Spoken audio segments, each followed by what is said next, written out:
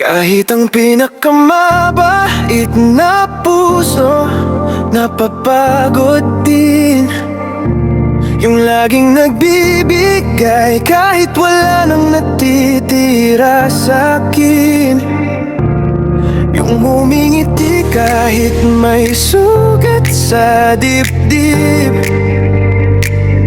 At patuloy pa rin mahalalay kahit siya na ang pagod sa pag-ibig. Sana siyang umintindi kahit siyang di maintindihan. Sana siyang magtawad kahit siyang laging nasasaktan. Sana siyang magparaya kahit gusto rin niyang ipaglaban.